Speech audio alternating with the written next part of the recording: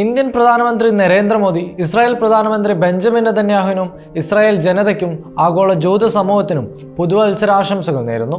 My friend Netanyahu എന്ന് വിളിച്ച് റോഷ് ഹഷാനയുടെ ആശംസകൾ ഇംഗ്ലീഷിലും ഹിബ്രുവിലും ഷാന തോവ എന്നാണ് കുറിച്ചിരിക്കുന്നത്.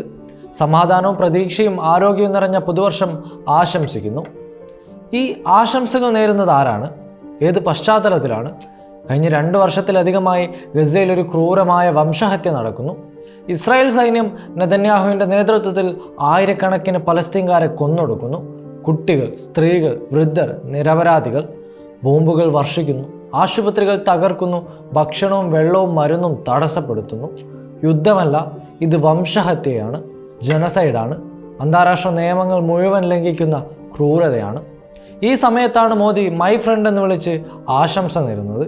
ഗസയിലെ കുട്ടികളുടെ രക്തമൊഴുകുന്ന നേരത്ത് ഇസ്രായേലിന് സമാധാനം ആശംസിക്കുന്നത് എന്ത് നീതി? റോഷ് ഹഷാന ജൂതരുടെ പുതുവർഷം നവീകരണത്തിൻ്റെയും സമാധാനത്തിൻ്റെയും പ്രതീകമാണ്. പക്ഷേ ഈ സമാധാനം ആർക്കാണ്? ഇസ്രായേലിനോ അതോ പലസ്തീനിൻ്റെ ഭൂമിയിൽ നിന്ന് ആട്ടി ഓടിക്കപ്പെട്ടവർക്കോ? ജൂത സമൂഹത്തിന് ആശംസകൾ നേരുന്നത് തെറ്റല്ല, പക്ഷേ ഈ ആശംസയിൽ പലസ്തീനിൻ്റെ ദുരന്തം മറച്ചു വെക്കപ്പെടുന്നു. നെതന്യാഹുവിനെ സുഹൃത്തെന്ന് വിളിക്കുമ്പോൾ അയാളുടെ യുദ്ധക്കുറ്റങ്ങൾ മറക്കപ്പെടുന്നു. ഓർക്കുക, അന്താരാഷ്ട്ര ക്രിമിനൽ കോടതി നെതന്യാഹുവിനെതിരെ അറസ്റ്റ് വാറന്റ് പുറപ്പെടുവിക്കാൻ ശ്രമിക്കുന്നു. UN റിപ്പോർട്ടുകൾ പറയുന്നത് 40,000-ലധികം പലസ്തീനികൾ കൊല്ലപ്പെട്ടു, ലക്ഷക്കണക്കിന് ആളുകൾ ഭവനരഹിതരായി. ഹമാസിനെതിരെയുള്ള യുദ്ധമെന്ന പേരിൽ മുഴുവൻ ജനതയും ശിക്ഷിക്കുന്നു. ഇത് മാനുഷികതയുടെ അപമാനം തന്നെയാണ്. ഇന്ത്യ സ്വാതന്ത്ര്യ സമരത്തിൻ്റെ നാടാണ്, കൊളോണിയലിസത്തിനെതിരെ പോരാടിയ നാട്. ഇപ്പോൾ ഇസ്രായേലിൻ്റെ ക്രൂരതകളോട് കണ്ണടയ്ക്കുന്നു. മോദിയുടെ ഭരണകൂടം ഇസ്രായേലുമായി തന്ത്രപരമായ പങ്കാളിത്തം ഊട്ടിയുറപ്പിക്കുന്നുണ്ട്, ആയുധങ്ങൾ വാങ്ങുന്നുണ്ട്, സാങ്കേതിക വിദ്യകൾ പങ്കുവെക്കുന്നുമുണ്ട്. പക്ഷേ പലസ്തീനിൻ്റെ സ്വാതന്ത്ര്യത്തിന് വേണ്ടി ഒരു വാക്ക് പോലും ഇതുവരെ. നേരത്തെ മോദിയുടെ 75ാം ജന്മദിനത്തിൽ നെതന്യാഹു ആശംസ നേർന്നിരുന്നു. മോദി നന്ദി പറയുകയും ചെയ്തു, സൗഹൃദം ശക്തിപ്പെടുത്തുമെന്ന് ഉറപ്പിക്കുകയും ചെയ്തു. ട്രംപും പുടിനും ആശംസിച്ചു. പക്ഷേ ഈ സൗഹൃദങ്ങൾ ആരുടെ ചെലവിലാണ്?